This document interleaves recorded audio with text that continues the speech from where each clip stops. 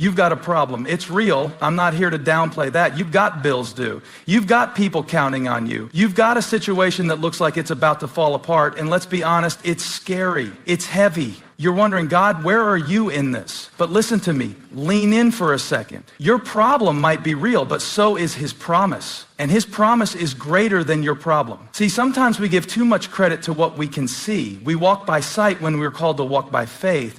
We stare at the problem so long, we forget who our God is. We forget what he said. We forget what he promised. And the devil loves that because he knows if he can get you focused on the size of the problem, you'll forget the size of your God. But what did God promise you? Because he didn't promise you a perfect path, but he did promise you a perfect path. But he did promise you a perfect path. But he did promise you his presence. He didn't promise it would be easy, but he promised he would never leave you. He didn't promise it would make sense right now, but he promised it would work together for good. Come on. Romans 8:28 says, and we know that in all things God works for the good of those who love him.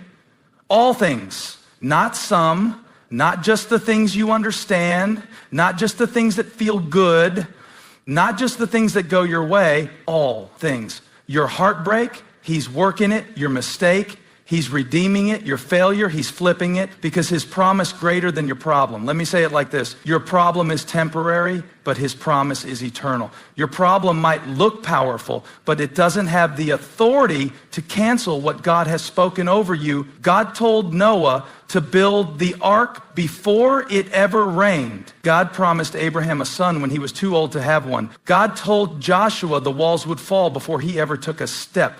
What does that tell you? It tells you that God's promise always comes before the breakthrough. And sometimes the problem shows up right before the promise is fulfilled because the enemy knows he can't stop what God said. So he tries to shake your faith before you see it. But here's the thing. You don't have to feel strong to stand on God's promise. You don't have to have it all figured out. You just have to remember what he said. When you feel like giving up, remember the promise. When you feel like there's no way, remember who made a way through the sea. When you feel like this is too big for you, remember it's not too big for him. If God said it, he will do it. Not because you're perfect, not because you've earned it, but because he is faithful. Hebrews 10:23 says, let us hold unswervingly to the hope we profess, for he who promised is faithful. That means your hope is not based on how things look. It's based on who your God is. That means your faith isn't built on feelings. It's built on his word. That means even when everything around you is shifting, the promise of God is solid. And here's what I love about God. When he makes a promise,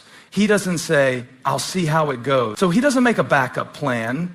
He speaks it, and then he starts shaping everything around you, even the chaos, so it all lines up with what he said. That problem you're facing, it's not the end. It's the setup. That pressure you're under, it's not to break you. It's to build something in you. That delay you hate so much, it's not a denial. It's God's way of getting you ready for what's next. You can't see it yet, but something's shifting. You can't feel it yet, but heaven is moving. Because God doesn't make empty promises. He's not like people who flake on you. He's not inconsistent. He's not confused. He's sure. He's steady. And he's speaking a better word over your situation right now. So stop rehearsing the problem and start declaring the promise. Stop letting fear narrate your story. Stop letting worry sit on the throne. Because if you're in Christ, then you've got something stronger than your circumstance. You've got a word from heaven and it cannot return void. So today, lift your head, stand your ground, and speak it over your life like you believe it. His promise is greater than my problem. Say it again. His promise is greater than my problem. And that's the truth that's going to carry you through. Worry is not just a feeling. It's not just something that happens to us. It's not some harmless little habit we can shrug off and say, that's just how I am. No, worry is worship in the wrong direction. Worry is when we take our attention, our energy, our thoughts, and we fix them not on God, not on his promises, not on his power, but on the problem. We obsess over the what ifs, the I don't knows, and the how is this going to work? And without even realizing it, we end up exalting the situation over the Savior. We don't mean to. We don't, because whatever gets your focus gets your faith. And the enemy knows that if he can't destroy you, he'll distract you. He'll take your eyes off of God and put them on your anxiety. He'll feed you lies like, you have to fix this. You have to figure it out. If you don't worry about it, who will? And suddenly, you're not trusting God, you're trusting your fear. But here's the problem with that. Worry never solves it. Worry doesn't fix the marriage. Worry doesn't pay the bills. Worry doesn't heal your body. Worry just drains your energy and robs your joy. And it puts your trust in the wrong kingdom. That's why Jesus said in Matthew 6:27, can any one of you by worrying add a single hour to your life? He's not saying your concern is invalid. He's not dismissing the reality of your situation, but he is calling you to shift your focus, because when you worry, you're rehearsing the problem. But when you worship, you're rehearsing the promise. When you worry, you magnify what's missing. But when you worship, you magnify the one who is more than enough. Let's be real. Some of us spend more time meditating on our problems than we do meditating on God's word. We memorize every worst case scenario. We imagine every negative outcome. We create full-blown movies in our heads, complete with soundtrack and credits, about how badly everything might go. And then we wonder why we feel so anxious, so overwhelmed, so drained. That's not imagination. That's devotion in the wrong direction.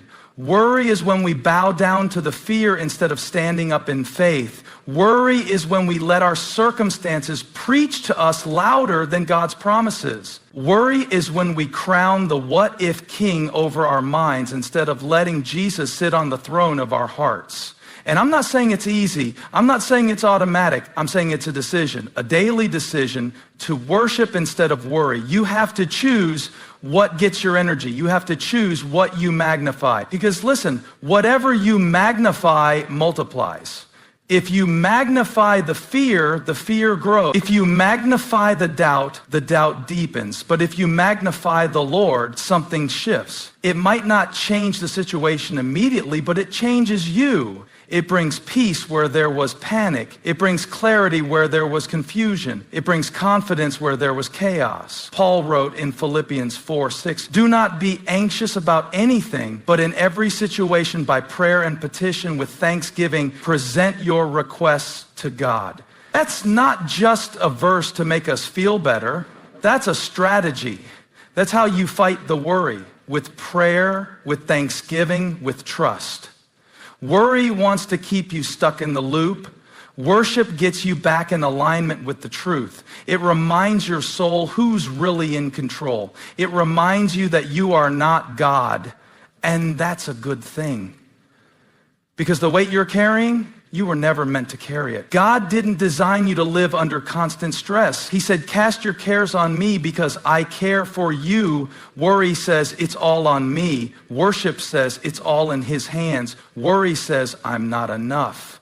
Worship says, he is more than enough. Worry says, what if I fail? Worship says, even if I fall, my God will catch me. So today, right now, make a decision. I will not let worry write my story. I will not let fear run my thoughts. I will not let anxiety anchor my soul. I'm shifting my attention. I'm shifting my affection. I'm shifting my atmosphere from worry to worship. I'm going to praise him before I see the breakthrough. I'm going to trust him even while I wait. I'm going to lift up the name that is above every name, even the name of my problem. Because worry may try to creep in, but I've already decided I know where my worship is going, and it's going to the one who's never let me down, the one who's never left me hanging, the one who's never broken a promise, Jesus. That's where my worship belongs, and when I put it there, worry doesn't stand a chance. When you're waiting on God to move, it can feel like a lifetime. You've prayed, you've believed, you've done everything right, and yet it seems like the breakthrough is taking longer than expected. It's like you're standing at the starting line, but God's still in the locker room. It's hard, it's frustrating, and if we're being honest, sometimes we even start to wonder, is God ignoring me? But here's what I need you to hear today. Delay is not denial. Just because you haven't seen it happen yet doesn't mean it won't happen. Just because things are taking longer than you expected doesn't mean they're not coming. We serve a God who works on a different timeline. God's delays are not the same as our denials. When you're waiting, you might feel forgotten. You might feel like your prayers are bouncing off the ceiling, but I'm here to tell you that God is never late. He's always right on time, and he's never denied you. He's just preparing you for what's next. Remember Abraham? God promised him a son, but he didn't get that promise right away. Abraham had to wait for 25 years. Can you imagine? God told him when he was 75 years old that he'd be the father of many nations, but the child didn't come until he was 100. 25 years of waiting, 25 years of feeling like the promise was slipping through his fingers, and yet God didn't forget him. God didn't change his mind. God didn't say, you know what, Abraham, I gave you the promise, but I'm just going to let it slide this time. No, God was working in the delay. God was shaping his faith, building his trust, preparing him for a promise that would not just affect his life, but the entire world. What was God doing? He was making sure Abraham was ready. He was making sure that when the promise finally came, it would be everything God intended. Because when God delays, it's not about punishing you. It's about preparing you. Think about David. David was anointed king when he was just a young shepherd boy. But do you know how long he had to wait after that anointing? Another 15 years. 15 years of being overlooked. 15 years of running for his life. 15 years of being in the wilderness fighting battles that nobody saw with nobody cheering him on. And yet David never stopped believing. He never stopped trusting God. And when the time was right, God lifted him into the position he promised. The delay didn't mean God had forgotten him. The delay didn't mean God had changed his mind. The delay was part of the process. Maybe you've been in the waiting room for a while. Maybe you've been praying for the healing, praying for the breakthrough, praying for the door to open, and nothing's happened yet. But what if God is just using this time to prepare you for what's ahead? What if he's developing something in you right now that you'll need when the promise finally arrives? What if the delay isn't punishment, but protection? God knows what's coming. He knows what you'll need, and he knows what you're not ready for yet. So if the promise hasn't arrived yet, take it as a sign that God is still working. He's still shaping. He's still positioning. He's still building. And let me tell you something powerful. His silence is not his absence. Just because God is silent in the delay doesn't mean he's not working. Just because you can't see it happening doesn't mean it's not happening. The moment you prayed, the moment you believed, God started moving. You may not see it yet, but he's preparing a way where there seems to be no way. In Isaiah 55, 8-9, God says, "For my thoughts are not your thoughts, neither are your ways my ways. As the heavens are higher than the earth, so are my ways higher than your ways, and my thoughts than your thoughts." This means that the delay you're experiencing is only because God's timing is perfect, and his plans are greater than your own. God is not working on your schedule. He's working on his. And his way is always better. God is a God of perfect timing. You might be thinking that now is the right time, but God knows the exact moment when everything will fall into place. He knows the perfect moment for your breakthrough. He knows the perfect moment for your promotion. And sometimes that perfect moment comes after a season of waiting, a season of preparation, a season where you're built up and strengthened for what's ahead. So don't get discouraged by the delay. Don't start doubting because the answer hasn't come yet. Delay is not denial. God is not ignoring you. He's not forgetting you. He's getting you ready for something greater than you could ever imagine. Just because things aren't moving in the way you expected doesn't mean God's not moving. Just because you can't see the results right now doesn't mean God's not working. He's working behind the scenes, setting up the right connections, opening doors at the perfect time, positioning people and circumstances in your favor. And when the time comes and the promise arrives, you'll see that it was worth the wait. So hang in there. Keep trusting, keep believing, keep praising, even in the delay, because God is still good and his promises are yes and amen. We've all heard the phrase, "I just need some peace and quiet." It sounds simple enough, doesn't it?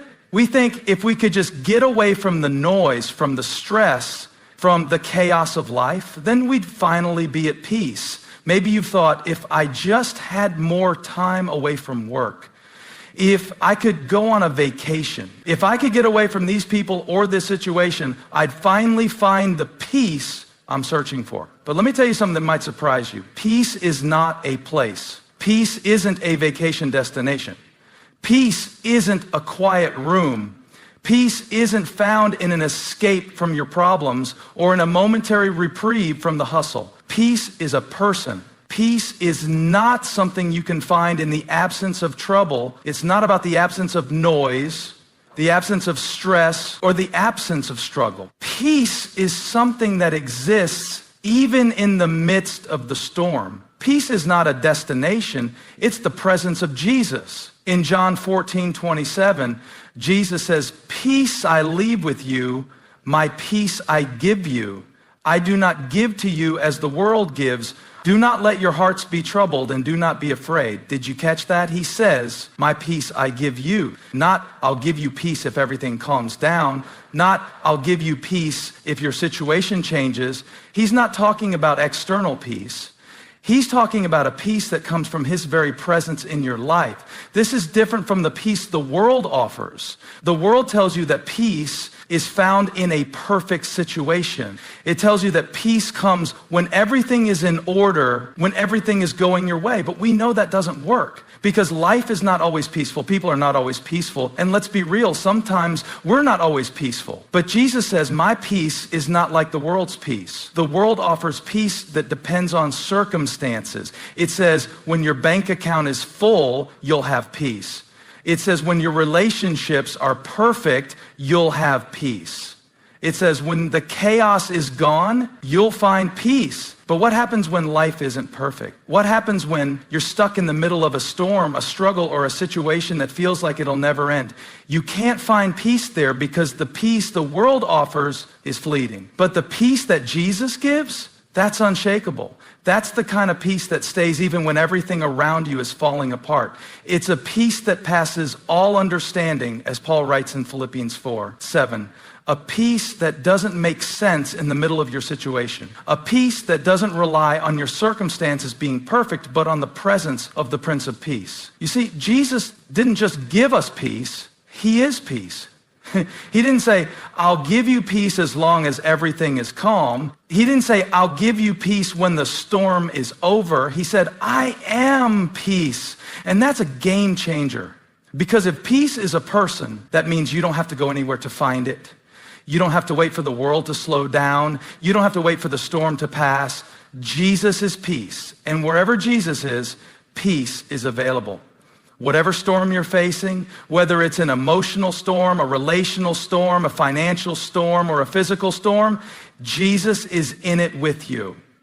I love how in Mark 4, when Jesus and his disciples were on the boat, a storm came up. The disciples were freaking out, literally terrified while Jesus was sleeping in the back of the boat. The storm was loud, the wind was howling, the waves were crashing, but Jesus wasn't worried. He wasn't shaken. Why? Because he is peace. And when they woke him up, he didn't just pray for peace. He spoke to the storm and said, "Peace, be still." You need to know today, the same Jesus who calmed the storm is with you. He's in your boat. And he's ready to speak peace into your situation. Not the peace that depends on everything being perfect, not the peace that is tied to your circumstances, but the peace that comes from knowing that he is in control. Peace isn't something you can work for. It's not something you can manufacture by changing your environment. Peace comes from the presence of Jesus in your life. So stop trying to find peace in the things that can't provide it. Stop trying to escape your problems, thinking that a change of scenery will solve everything. You need to bring Jesus into the middle of your storm. You need to invite the Prince of Peace into your life, and he will give you a peace that doesn't make sense to the world. And hear me, this peace